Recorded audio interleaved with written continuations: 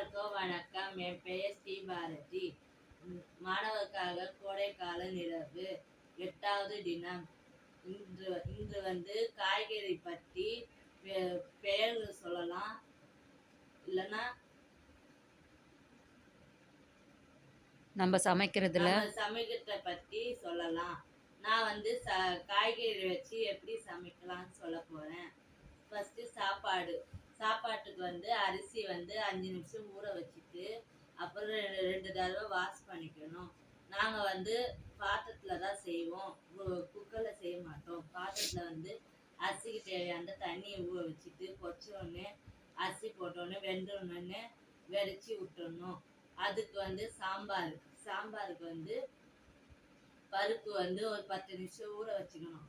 ஊற வச்சுட்டு ரெண்டு தடவை வாஷ் பண்ணிட்டு அதில் வாஷ் பண்ணோடனே குக்கரில் போட்டுட்டு அதுக்கு தேவையானது தக்காளி, பூண்டு, பச்சை மிளகா, மஞ்சத்தூள், பெருங்காயத்தூள் எல்லாம் போட்டு தேவையான தண்ணி ஊற்றி நம்ம பாத்திரத்தில் வைக்கிறதா வேக வைக்க வச்சுக்கணும். குக்கரில் வைக்கிறதா ஒரு விசில் விட்டு இறக்கி வச்சுக்கணும். அப்புறம் எண்ணெய் ஊற்றி கடுகு, வெங்காயம் போடணும். வெங்காயம் வதக்கணும். வதக்கணும்னு நம்ம காய்கறிலாம் என்னென்ன தேவை, காய்கறி கேரட்டு, பீன்ஸு, அவரைக்காய், அதெல்லாம் உங்களுக்கு என்னென்ன ஷேப்பு வேணுமோ, வட்டமாக வேணும்னா வட்டமாக கட் பண்ணிக்கலாம், நீட்டாக வேணுமா நீட்டாக கட் பண்ணிக்கலாம். முருங்கைக்காய் எல்லாத்தையும் போட்டு வதக்கணும்.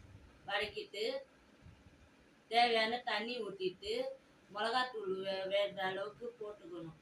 போட்டு ஓரளவுக்கு கொதிக்கிற மாதிரி வந்தோடனே உப்பு தேவையான உப்பு போட்டுட்டு அது கொதிச்சு வரும்போது நான் பருப்பு வேக வச்சிருக்கிறோம்ல,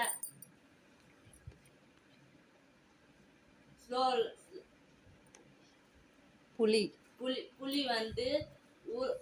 ஊற வச்சுட்டு அது தேவையான புளி ஊற வச்சுட்டு அதில் ஊற்றணும்.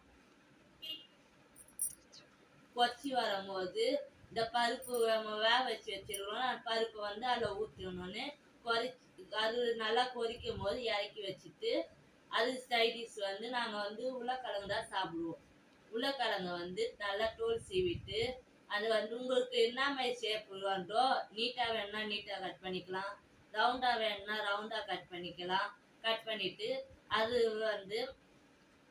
எண்ணெய் ஊற்றி கடுகு போட்டு கருவேப்பிலை போட்டு அந்த உருளைக்கிழங்கையும் போட்டுட்டு நல்லா தழுவி விட்டுக்கினே இருக்கணும். சிம்மில் வச்சுட்டு வேண்டுற அளவுக்கு மிளகாத்தூள் கொஞ்சமாக போட்டுக்கணும். உப்பு தேவையான போட்டுக்கின்னு நல்லா க்ளோஸ் பண்ணி வச்சுட்டா கிரேவி மாதிரி வந்துடும். தொலைவினே இருக்கணும் கொஞ்ச நேரத்துக்கு. உருளைக்கிழங்கு பிடிக்காதவங்க முட்டை சேர்த்தா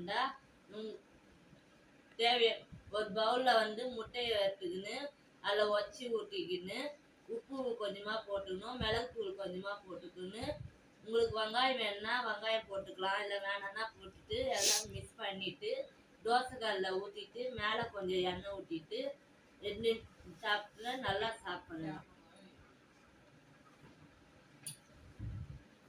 நன்றி. அடுத்தது சொல்லு. ரசத்துக்கு தேவையானது புளி ஃபர்ஸ்டே நம்ம ஊற வச்சுக்கணும். ஊற வச்சுட்டு அதுக்கு கொஞ்சமா அதுக்கு தேவையானது தக்காளி, கருவேப்பிலை, கொத்தமல்லி அதெல்லாம் அரைஞ்சி வச்சுக்கின்னு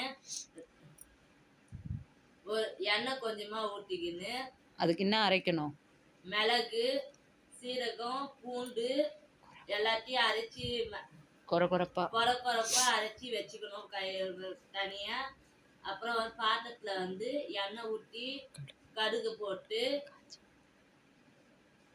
காஞ்ச மிளகா போட்டு நல்லா கழுவி விட்டுக்கினே இருக்கணும்.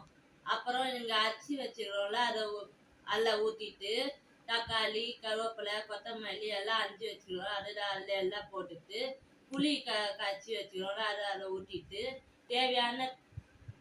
அதுக்கு தேவையான தண்ணி ஊற்றிடணும். ஊற்றினதுக்கு அப்புறம் உப்பு தேவையான உப்பு போட்டுட்டு மஞ்சத்தூள் தேவையானது போட்டுட்டு அது பெருங்காயத்தூள். கொதிக்கிற அளவுக்கு வராம பார்த்துன்னு இருக்கணும். கொதிச்ச உடனே இறக்கி வச்சுக்கணும். நன்றி.